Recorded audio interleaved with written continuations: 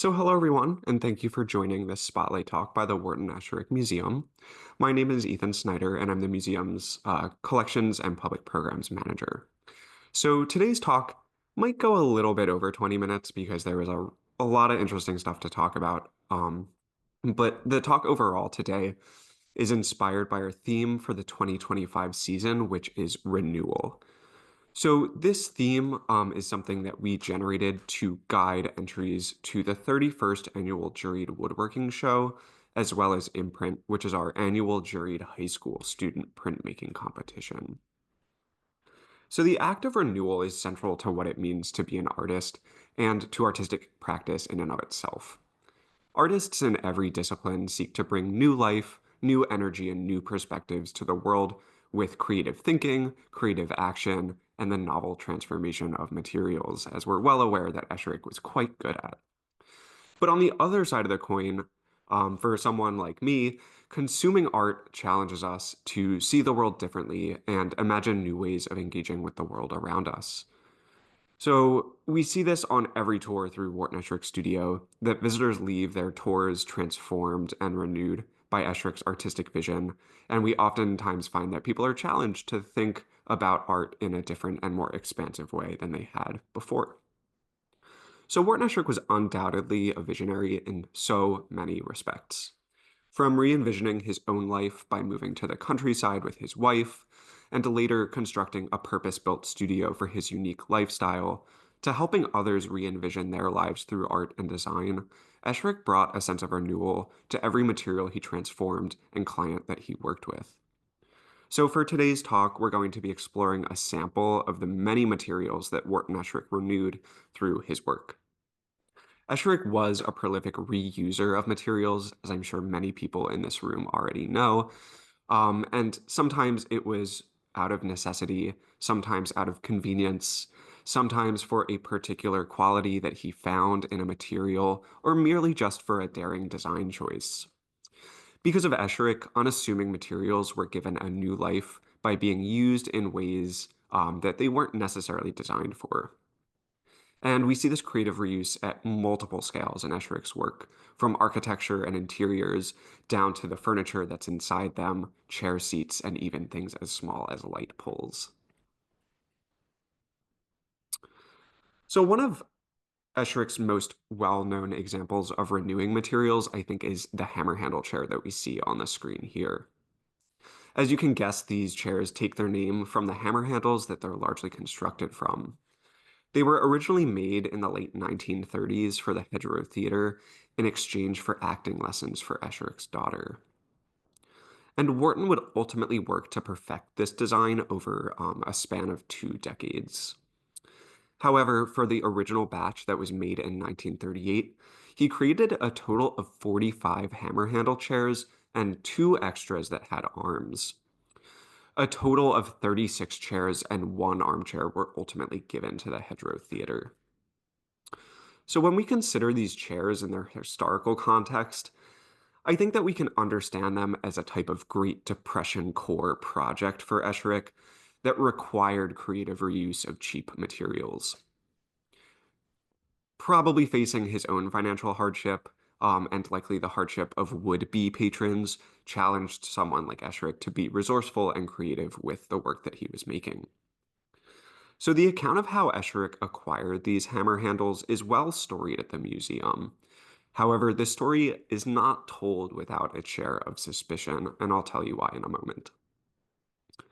So Bob Bascom, who was Wharton Esherick's son-in-law and an instrumental actor in the founding of the Wharton Esherick Museum, told two slightly different stories about how Esherick acquired these hammer handles. One version of this story claims that Esherick purchased these hammer handles, ranging in size from small jewelry hammers to large ones used for railroad spikes, at a country auction. Now, the other version of the story claims that these barrels of hammer handles were acquired at a surplus sale from a local hardware store in Phoenixville, Pennsylvania, not too far from Wharton's studio. Now, it's possible that both of these stories are correct, and I think that there are a number of possible kind of reconciliatory scenarios that we can imagine where they are both true. However, The documentation that we have in our archives at the Wharton Esherick Museum suggests that the truth might lie elsewhere. So the archives that we steward at the Wharton Esherick Museum hold two types of documentation that shed light on the origins of these wonderful hammer handles.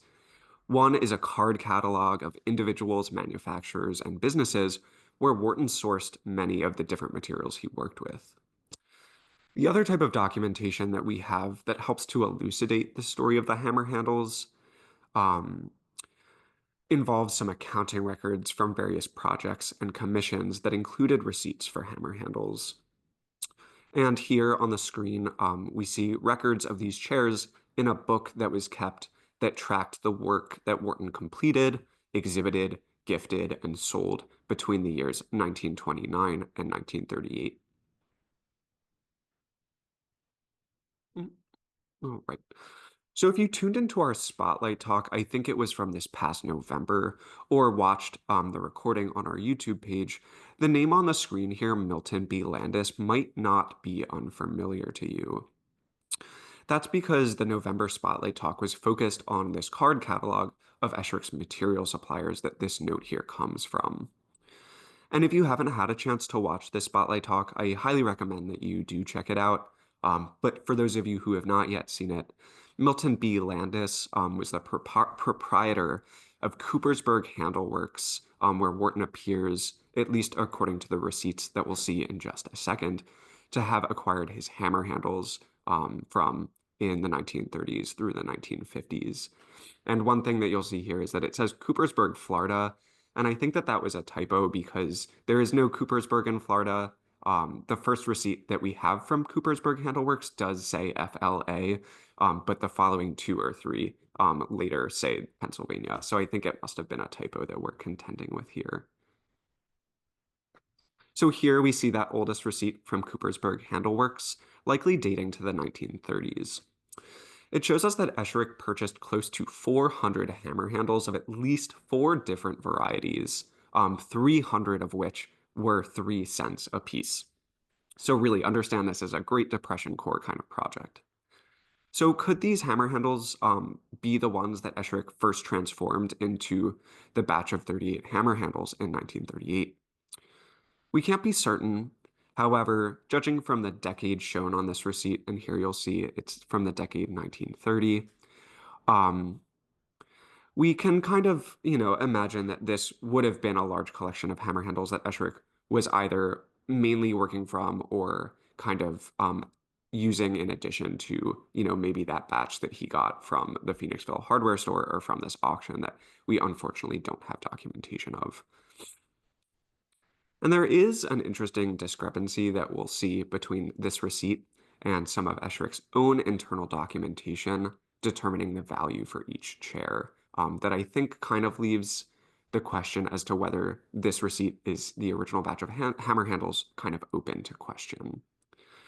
Now, it's possible that this discrepancy in the numbers would have been Esherick averaging out the cost for all of these various hammer handles that you can see are at different price points. Or maybe he slightly inflated the cost of this material for who knows what reason, maybe to cover the travel to get them. I'm not so sure. It is difficult to say with full certainty. However, it is worth noting, because I think that this is quite interesting, that Coopersburg Handleworks is actually still in business, and it's found a really interesting and wonderful afterlife manufacturing baseball bats out of the same types of wood that they previously transformed into hammer handles. So, of course, the strap seating for the hammer handles contains a similar story of creative and resourceful reuse as the hammer handles themselves. So just as hammer handles proved themselves to Esherick to be a cheap and apt material for a creative reuse during the Depression era, cheap canvas belting, traditionally used in factory settings, also presented itself as an apt material to be reused for the hammer handle chair's seating. Esherick acquired this material from a purveyor of factory equipment in Philadelphia that was called Robert L. Latimer and Co., who he also likely would have purchased his pulleys from to haul lumber into the studio beginning in the decade prior. And here we have an image of outside the studio loading doors with some lumber getting hoisted by a pulley that may have very well been purchased from Robert L. Latimer. So the receipt here that we see on the screen from 1938 tells us that Esherick and also likely John Schmidt together traveled into the city to make this purchase. And the two came away with over 100 feet of canvas belting for a total price of $11.50, with some other pieces of hardware as well. However, there is another discrepancy that we'll see between this receipt and Esherick's internal accounting that kind of also inflates the cost of this canvas belting ever so slightly. And when we dig into Esherick's account book, we can glean how much he may have paid for his materials in contrast to how much he could sell them for.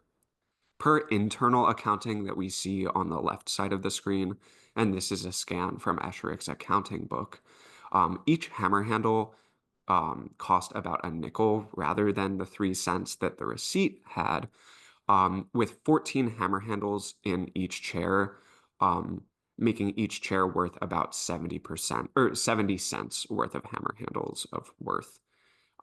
Moreover, the cost of the material for the back rail, which was not a hammer handle, cost an additional 25 cents, and the front seat stretcher another 5 cents, making the entire wooden structure of a hammer handle chair only $1 to make, which is pretty wonderful.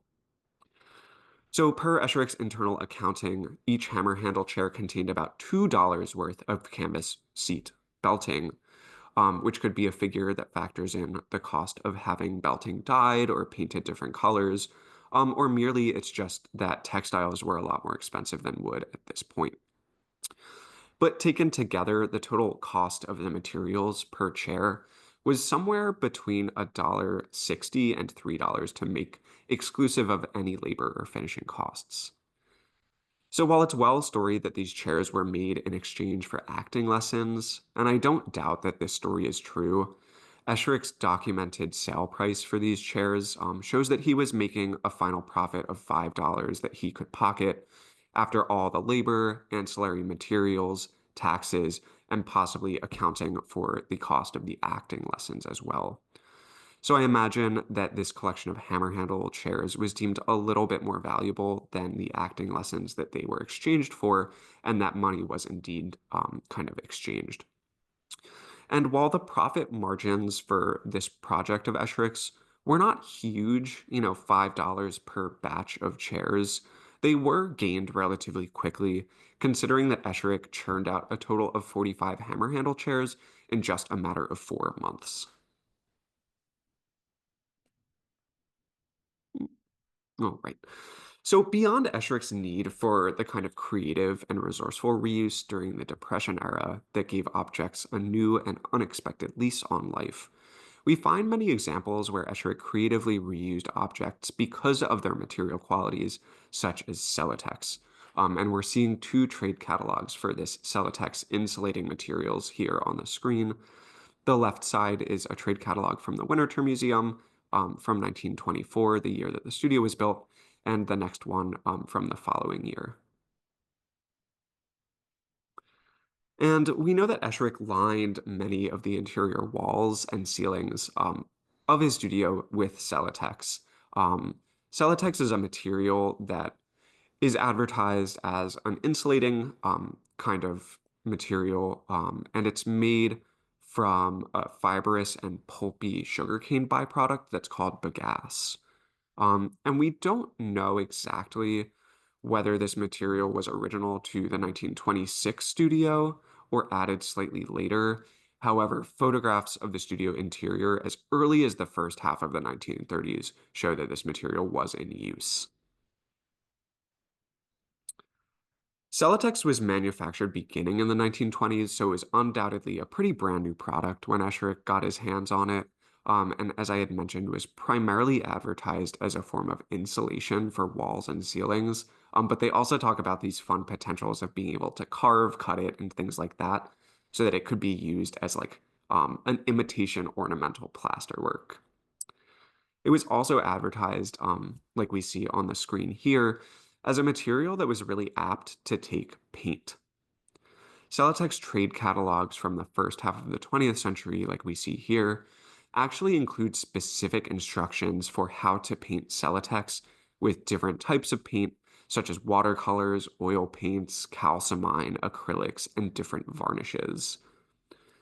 And we don't know for sure whether Wharton was kind of reading the Celotex trade catalogs, and I kind of highly doubt that he was.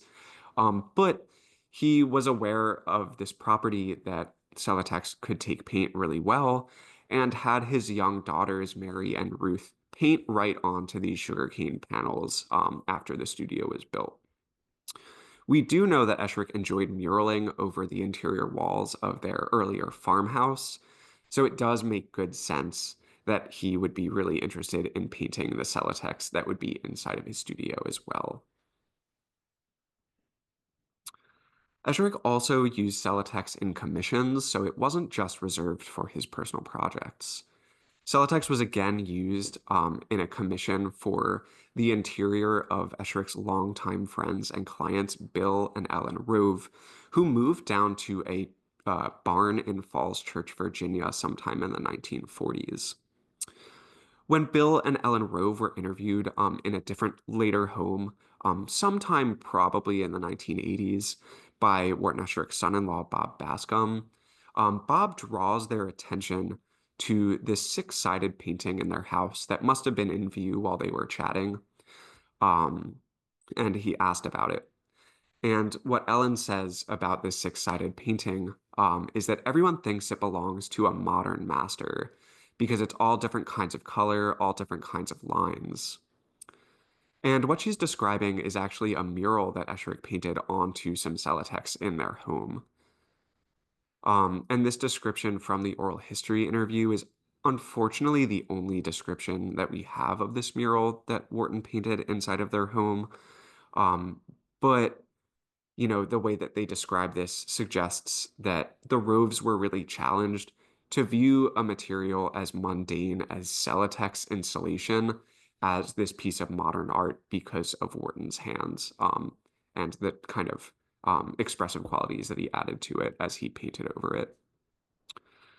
So, as they describe, Wharton had originally installed this Celotex in their barn to just fix a leaky ceiling, either in their bathroom or their bedroom. And after he removed the large water damage section, he put up a piece of Celotex and he immediately painted it, knowing probably after 2 decades that this material took paint really well. And Bill and Ellen Rove were so impressed by Wharton's ingenuity with their Celotex ceiling that when they moved out of this barn, they took a patch of this Celotex down. They took it with them to their new home, had it framed, and to quote Ellen Rove, it's now one of our best pictures, which I think is really wonderful. So Esherick is again renewing another type of material and challenging people to think more expansively about it. So another particularly interesting material that we find recurring throughout Esherick's life and career is parchment or rawhide, which is untanned animal skin traditionally used for drumheads or as a medium for writing in the Middle Ages. And while Esherick appears to have been rather particular about the type of paper that he was using for printmaking and sketching and for other uses, he was not using parchment to write on. Instead, Esherick imaginatively used parchment to make chair seats, stool tops, lampshades throughout his studio, and likely even other things that we're not aware of. And we find Esherick using parchment as early as 1932 to make the seat and back to this wonderful maple and rawhide chair that we see on the right side of the screen that still lives in Esherick's studio today. And the two images that we're seeing in the center and on the left are two examples of the same material being utilized as lampshades in Esherick's studio. So this interesting design component appears in many of the major exhibitions that Esherick had during his career, including the 1940 World's Fair and his 1958 solo show at the Museum of Contemporary Crafts. Here we see a picture of the World's Fair model room that was designed in collaboration with the architect George Howe, And we see Esherick's rawhide and hickory chairs all around the room, under his wonderful staircase, and around his five-sided table that was made specifically for this occasion. And again, 18 years later, um, we see a fireside stool with parchment stretched above the top, made for Esherick's 1958 retrospective at the Museum of Contemporary Crafts, as well as that same rawhide chair popping up again um, in New York City that we just saw a couple slides ago. So we know that parchment also made its way into Esherick's commission work as well, as he made a number of seats and stools for clients that utilized this material. So here we see Esherick's accounting from his work for the Dannenbergs in the 1950s. In 1954, and I know that Dina's in the room today, Esherick made you two ash chairs with clear rawhide seats that were later replaced. And in addition, we see here in the accounting below for the Lehrer family that Esherick was tasked with repairing an ash and rawhide chair seat in 1966 that cost over $400 to repair. I'm not so sure whether the cost of this repair had to do with the expense of this material or whether the chairs needed a lot more than just new seats. But I think that the $400 price point for the rawhide um, is so much higher than the 150 that was used just 10 years earlier for the Dannenberg family. And it does make me question, was this material getting more difficult to source? Were economic conditions making it more expensive? What's really going on there? Um, and unfortunately, we don't have records for the original creation of the Lehrer chairs just for their repair. But we were able to find a wonderful example of one of those chairs that had gone up for auction that we see here on the screen.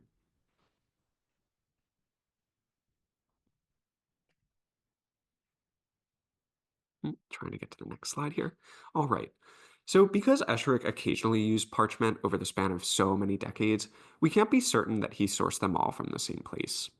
However, we do have a receipt for a parchment order specifying 17 and 3/4 feet of calf parchment, which is, I think, a huge amount, dating to June 1948 from Tobe Leathercraft Company on North 3rd Street in Philadelphia.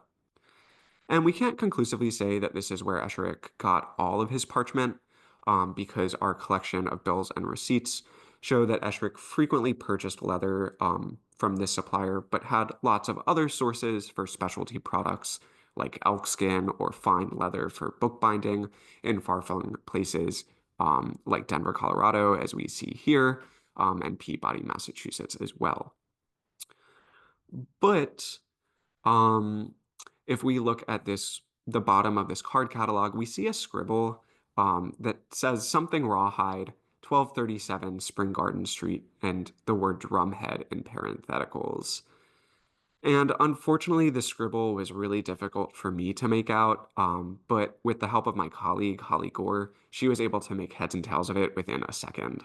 And she was able to make heads and tails of it and said that this actually says Chicago Rawhide, 1237 Spring Garden. And I was able to verify through a quick newspaper search that this was indeed a company that was located right at this address in Philadelphia. So kudos to Holly for being an incredible interpreter of Esherick's handwriting that helps us to gather a little bit more information about where he might have been getting his materials from. So finally, I want to explore a case where Esherick had to renew his own work through the act of repair, because you can imagine, as someone who practiced for over 50 years, the later half of his career was likely spent repairing a lot of things that he made early on. And as we know well from our own homes, we use furniture every day, which leads to its fair share of wear and tear. And for a furniture maker, again, who practiced for so long, and for his clients who loved his furniture so much, it makes good sense that the later half of Esherick's career would be interspersed with his fair share of repairing his own work. So one particular piece, Esherick's 1928 farmhouse table that we see on the right-hand side of the screen here, unfortunately needed two repairs in the short span of just 3 years. So this was shown in Esherick's solo exhibition at the Museum of Contemporary Crafts in 1958. And at some point during the run of that show, a segment of Esherick's work was shown on national television on NBC's Dave Garroway show. Unfortunately, the footage of this is under copyright and we haven't been able to access it, but I look forward to being able to see it one day. And the Museum of Contemporary Crafts curator, Robert Lauer, who worked very closely with Wharton, wrote to him that the treatment afforded your furniture and sculpture on the Dave Garroway show was interesting and dignified. My colleague Tom saw it and approved of the approach. But the dining table that was made for this farmhouse and that was shown on the show was unfortunately damaged at some point while it was in the possession of NBC. And Esherick ultimately performed the repair to his table, but the specifics around it remain hazy. However, Peter Esherick, who owned this table by that point, lent it just a few years later to the Brooklyn Museum in 1961 and discovered when it got home to him in Utica, New York, that the table had incurred some unfortunate damage in transit. So correspondence between Wharton, his son Peter, the staff at the Brooklyn Museum, as well as folks on the insurance side of things, tell us that ultimately Wharton was the one to repair his son's table in 1961. So according to his son Peter, the local cabinet maker in Utica, New York, had performed an initial inspection of the damage and felt that he wasn't the right person to make the repair to Wharton's table because, as he said, quote, he is not accustomed to working with oil-finished wood. So ultimately, the table was shipped down to Paoli for Esherick to make the necessary repairs and then shipped back up to Utica. So in conclusion, renewal is a theme that we see running throughout Esherick's career, from the early days of his woodworking, experimenting with new materials for his studio, up through the Depression era that required an artist like him to be imaginative and resourceful with cheap materials, to the eventual repairs his work would need after years and years of love and use. Someone like Esherick never shied away from experimenting with new materials and technologies, and the pieces that we covered today, I think, really only scratch the surface. So other examples, just to be very brief, include Esherick's experimentation with aluminum in the late 20s for this flat top desk that we see here, just as the prices of aluminum were dropping, becoming affordable for everyday people to purchase. And a decade later, I'm sorry, my cat is biting a box in front of me, so I'm going to just move this. A decade later, Esherick was experimenting with the technology that he was seeing in refrigerator doors for this cabinet desk here, which uses the same kind of trigger switch when you open the drawers that the lights turn on. And Esherick also, I think I'd like to suggest, reused the material from the top of this flat top desk to put above the lights on this desk that we see here so that the shiny metallic aluminum reflects all the light downwards to the main writing surface of this desk. So if you're interested in learning a little bit more, I would recommend checking out our Spotlight talk that covers Esherick's material suppliers, where we go in depth into his wagon wheel chairs, and another talk that we do a deep dive into this 1929 desk. And we'll send links to both of these in our follow-up email with the recording of today's talk. So as I mentioned at the beginning, the idea of renewal is so central to the practices of creating and consuming art. The ways that Esherick gave materials a new life through imaginative reuse also challenges us as consumers, scholars, and appreciators to expand our ideas about what different materials can afford and be used for. Esherick was at times challenged himself to think creatively due to historical realities and repurpose affordable materials for his own practice. And at other times, he was challenging his clients, like the Roves, to see a mundane material like sugarcane insulation as a masterful modernist painting. And again, today, visitors to Esherick's studio are still challenged by his work to think more expansively about everyday materials that mediate their lives. So that wraps up my portion of today's talk, and I'm happy to open it up for any questions. And I see that we have a couple things in the chat here. And I'm also aware I misspoke earlier thinking that Esherick's studio is 1924, so just please ignore that. We know that it's 1926. So I see Bonnie has a question. I'm awed by how many receipts he had. Did he have anyone doing his bookkeeping? I appreciate that question, Bonnie, because it's actually really an interesting answer. So the first person that was doing Esherick's bookkeeping was actually his wife, Letty. Um, we have two account books. One of them covers the years 1919 to 1928, and then we have a second one covering 1928 to about 1938 that we saw just a little earlier. So at first it was Letty who is keeping track, and then we find that the handwriting in this account book changes, and the change in handwriting actually is contemporary with Letty's bout with encephalitis, when we know that she had difficulty kind of doing, physical tasks. And so the handwriting actually changes to this woman, Priscilla Bunton's. Priscilla Bunton was a friend of the Esherick family. She was a weaver. She often helped with Wharton's projects, but she came to live with the Esherick family after Letty's encephalitis to kind of help her do occupational therapy with a loom. And it seems like Priscilla kind of took over Letty's role as, documentarian of Esherick's work. So it was left to Priscilla Bunton to kind of track the work that Wharton was making, selling, exhibiting, and gifting. And then it seems like Priscilla Bunton probably stopped bookkeeping for Esherick after she got married to Paul Gauguin's son, and moved away. And then it seems like it was left up to Wharton to kind of keep his own accounting, which it did not seem like he enjoyed. And maybe because the math wasn't so great, it might not have been his forte either.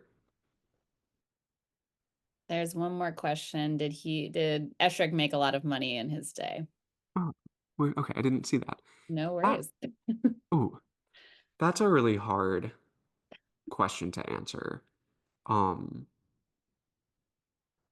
we often say at the museum that Esherick was much more successful, kind of influencing the world of art and design than he was, monetarily successful. So I think that, there were definitely moments where Esherick pulled in a good amount of money from larger scale projects like the Bach House, um, boardrooms for companies, and these kind of larger interior and architectural commissions. But that being said, at least from what I've seen from his accounting for the Bachhaus project, it was so expansive and unwieldy, and probably took up so much of his time that it took him away from making other work. So I feel confident saying that Esherick probably never made a ton of money or saw huge financial success. But there were times when he had larger commissions that helped him kind of carry through more difficult periods financially. And then I see one from Michael. Has there been an interpretation of the first entry on the hammer handle receipt for 300?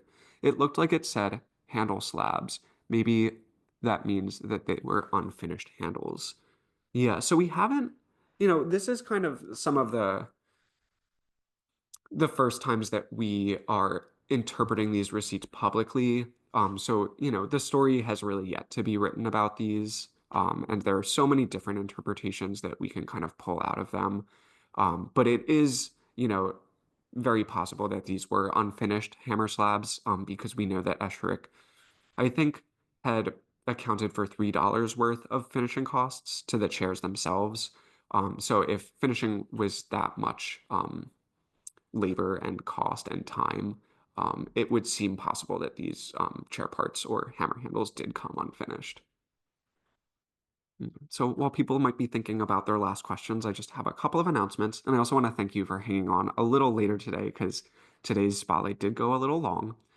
So we are set to open on March 1st, which is this coming Saturday, I believe.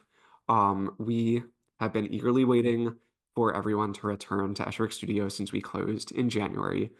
So check out our tour calendar, book your tours, and get the Wharton Esherick Museum on your calendar.